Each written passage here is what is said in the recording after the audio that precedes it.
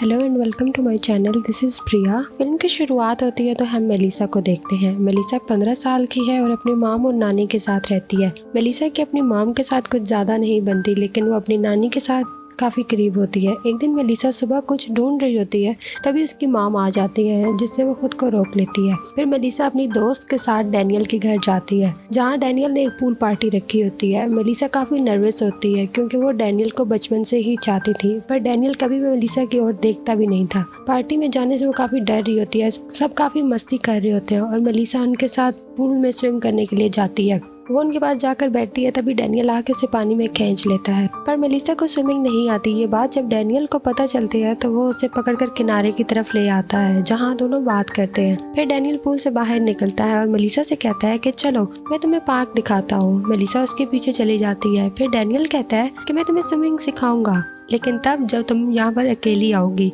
क्या तुम आओगी यहाँ? तब मेलिसा खुश होकर हाँ कह देती है, जिसके पास डैनियल उसे अपने पास बुलाता है और उनके बीच में बातें होना शुरू हो जाती हैं। तब मेलिसा उसे बताती है कि मैं वर्जिन हूँ। तब डैनियल उससे पूछता है कि क्या तुम मुझसे कुछ चाहती हो, क्या तुम मुझे किस करना चाहती हो? तो मेलिसा हाँ कहती है और उसे किस करने जाती है, पर डैनियल उसे कहता है कि उससे पहले तुम्हें मेरे प्राइवेट पार्ट को किस करना होगा। मेलिसा चौंक जाती है, पर डैनियल उसका क्रश होता है, इसलिए वो उसे मना नहीं कर पाती। फिर डैनियल वहाँ से चला जाता है और कहता है कि शायद अगली बार तुम्हें होंठ पे किस करने को मिले। फिर हमें कुछ टाइम बाद का सीन दिखाया जाता है, जहाँ उनके स्कूल का फर्स्ट डे था। मेलिसा डैनियल का वेट कर रही होती है, पर डैनियल नहीं आता। तब हमें पता चलता है कि डैनियल उस दिन के बाद से कभी मेलिसा से मिला ही नहीं। उसके दोस्त उसे समझाते हैं कि तुम डैनियल को भूल जाओ, पर वो इस बात को इग्नोर कर देती है और आकर अपनी प्राइवेट बुक में लिखती है कि उस दिन डैनियल ने जो उसके साथ किया वो उसके लिए उसे कभी माफ नहीं करेगी। पर वो डैनियल के बारे में खुद को सोचने से कभी रोक नहीं सकती। फिर उसके बाद उसकी दोस्त उसे बताती है कि डैनियल एक क्लब में है। फिर वो दोनों उस क्लब में जाते हैं, जहाँ मेलिसा काफी दिनों बाद डैनियल को देखती है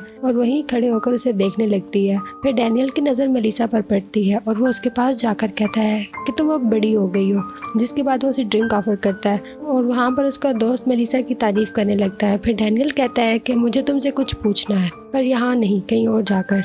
तब मेलिसा मन ही मन में खुश हो जाती है और डैनियल के साथ चली जाती है। डैनियल उसे अपने घर ले जाता है और उससे पूछता है कि क्या तुम मुझे किस करना चाहोगी। फिर वो दोनों किस करने लगते हैं। फिर डैनियल पूछता है कि क्या तुम अभी वर्जिन हो? मेलिसा कहती है हाँ। फिर डैनियल पूछता है क्या तुम मेरे साथ पहली बार करना चाहोगी?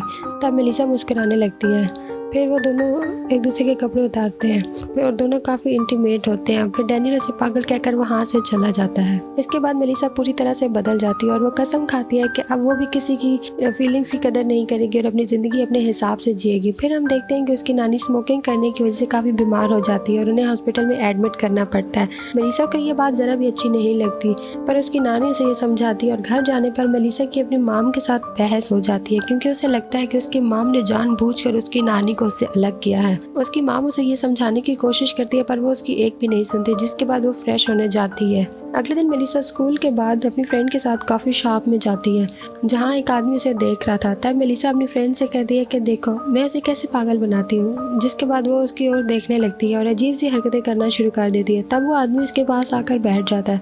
फिर मेलिसा अपने आप को छूने लगती है, पर जब वो मेलिसा को छूने की कोशिश करता है तब वो खड़ी होकर वहाँ से चली जाती है। क्रिसमस के दिन उसकी नानी घर आती है। तब मेलिसा उसे देखकर बहुत ज्यादा खुश हो जाती है, पर उसकी नानी उसे देखते ही समझ जाती है कि मेलिसा अब बदल चुकी है और वो ये बात मेलिसा की माम को बताती है। तब उसकी माम कहती है कि नहीं, सब ठीक है, आप चिंता मत करो। तब मेलिसा अपनी नानी के साथ टाइम स्पेंड करती है। तब उसकी नानी से ये बताती है कि कैसे उसे जवानी में एक लड़के ने धोखा दिया था, पर उसने खुद को संभाल लिया था। फिर एक दिन मेलिसा को डैनियल का कॉल आता है, जो उसे कहता है कि मैं तुम्हें काफ़ी मिस कर रहा हूँ, क्या हम मिल सकते हैं?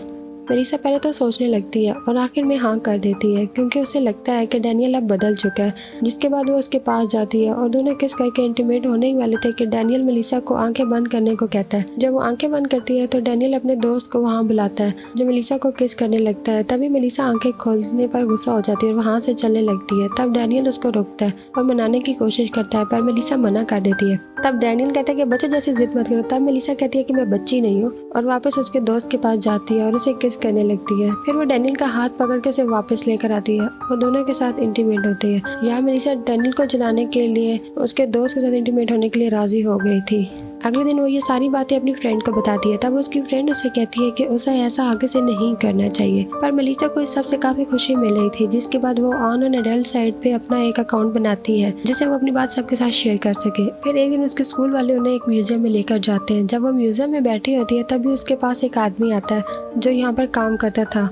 वो उसके साथ भी इंटीमेट हो जाती है। मेलिसा अपनी सारी फ्रेंड्स को अपनी प्राइवेट बुक में ये सारी बातें लिखा करती थी। एक दिन जब वो स्कूल जाती है तो देखती है कि उसकी प्राइवेट बुक क्लास में सब पढ़ रहे होते हैं और वहाँ उसकी बेस्ट फ्रेंड भी होती है, जिससे वो उस पर गुस्सा होकर वहाँ से चली जाती है। फिर वो अपनी नानी से मिलने जाती है, जहाँ पर वो ये देखती है कि उसकी नानी को एक आदमी मिल चुका है। फिर वो सोचती है कि काश उसे भी एक आदमी मिले जो उसके साथ प्यार करे। अगले दिन स्कूल के बाद मेलिसा वॉक करते हुए जा रही होती है, म्यूजिक सुनते तो उसकी फ्रेंड आकर उसे माफी मांगती है। तब मेलिसा उसे इग्नोर कर देती है। वहीं दूर खड़े एक लड़का मेलिसा को देख रहा था। इस लड़के का नाम मार्को था, पर वो मेलिसा को काफी पसंद करता होता है, लेकिन मेलिसा उसकी तरफ देखती भी नहीं है। तब मार्को से बात करने के लिए उसके पास आता है। तभी मेलिसा को कॉल आता है और वो उसे रूम में बुलाता है। जब मेलिसा उसके पास जाती है तो अर्नाल्डो उसे एक बंकर में चलने के लिए कहता है। पहले तो मेलिसा मना कर देती है, पर मर्डो उसे पकड़ लेता है। फिर वो मेलिसा की आंख पर पट्टी बांधकर उसे बंकर के अंदर ले जाता है, जहाँ उसके और भी काफी दोस्त होते हैं। वो सब मेलिसा को छूने लगते हैं और मेलिसा सबके साथ बारी बारी से इंटीमेट होती है। फिर हम मेलिसा की माम को देखते हैं जो मेलिसा के कमरे में जाती है, जहाँ उसे मेलिसा की प्राइवेट बुक मिलती है और वो मेलिसा के बारे में से सब कुछ पता चल जाता है। वो मेलिसा को कॉल करती है पर मेलिसा उसकी कॉल पिक नहीं करती, जिससे वो ये सारी बातें मेलिसा की नानी को बताने जाती है। पर वहाँ जाने पर उन्हें पता चलता है कि मेलिसा की नानी अब नहीं रही। वहीं हम मेलिसा को देखते हैं जो अपनी भूख को मिटाने के लिए एक बूढ़े आदमी के पास जाती है। वो आदमी मेलिसा को कहता है कि मुझे कोड़े मारो। मेलिसा उस आदमी को कोड़े मारने लगती है।